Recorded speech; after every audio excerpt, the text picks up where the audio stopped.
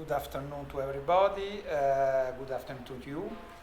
I think that, well, I work in research and innovation, and my specific field is research and innovation since several years. And I would say that in this field, there are several major challenges today at European level. First of all, I think that one of the main points we are working on is to create better links between research and innovation, research and markets, and try to bring the research results and exploit it to solve societal challenges. That is a major trend both in Italy and at European level.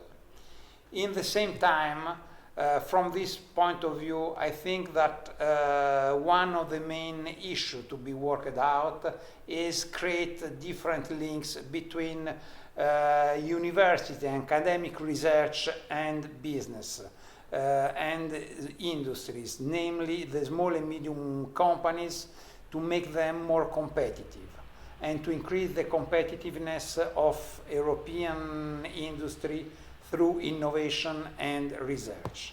The third main point from this point of view is to increase the investment in research.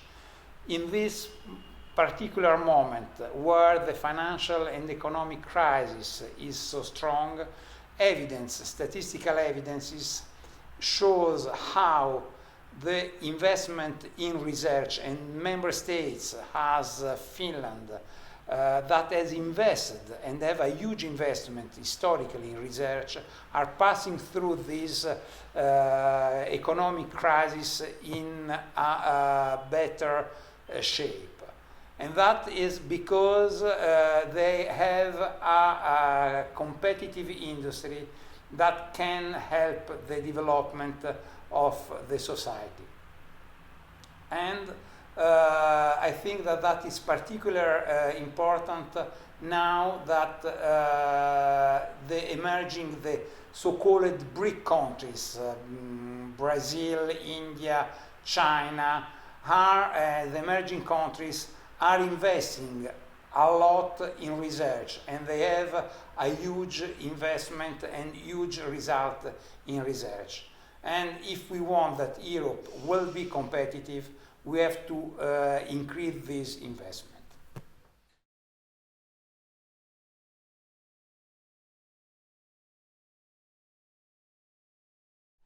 I have to say that I am in a specific situation because I'm just back from since 1 month in Italy after 30 years worked in Brussels in the European institutions.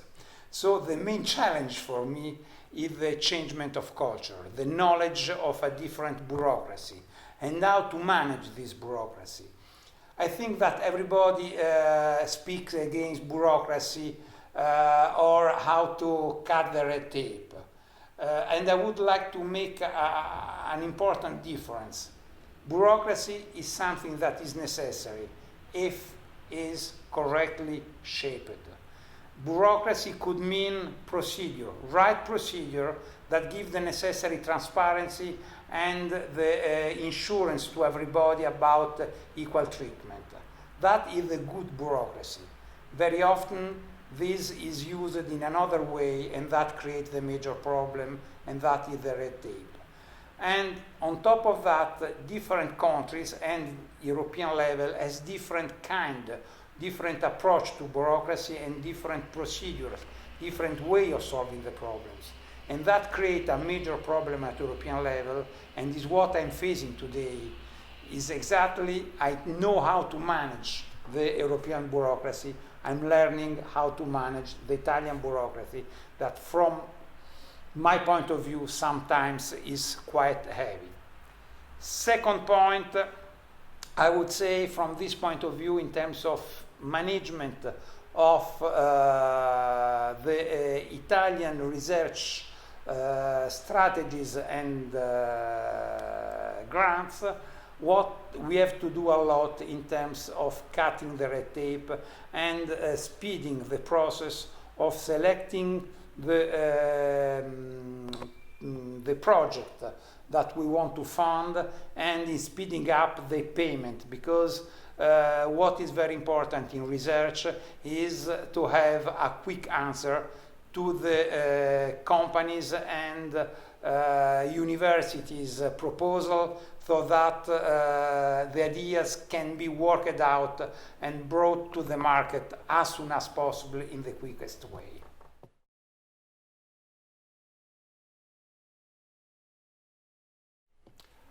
I would say that that depends a lot. Depends from the situation, depends from the necessity, depends from the kind of consultancy company. But I would say that fundamentally I would use management consultant companies in three ways. One way is how this ministry is working, is using today the consultant companies, and that is in terms of technical assistance to give us necessary skills that are not necessarily present in the public administration. The second way is, and that I think in Italy should be used better, is in terms of evaluating the impact assessment of research policies, of policies as such. Coming from Brussels, I find that I think that the culture of impact assessment of strategies at Italian level and in the research in Italy is not so developed, and that is an important point to have a better impact on use of public money. The third point I would use is always in terms of evaluation, and is in terms of ex post evaluation of the results of any policy, so that to build future actions.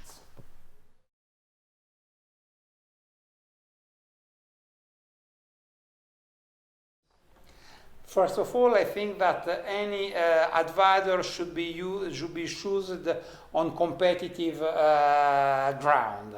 It's not just a direct, but as soon as possible, and every time it's possible, you must put in competition different advisors, different companies, to have the best cost benefit in your choice. Having said that, there are several criteria that I think are important. First of all is the sector knowledge.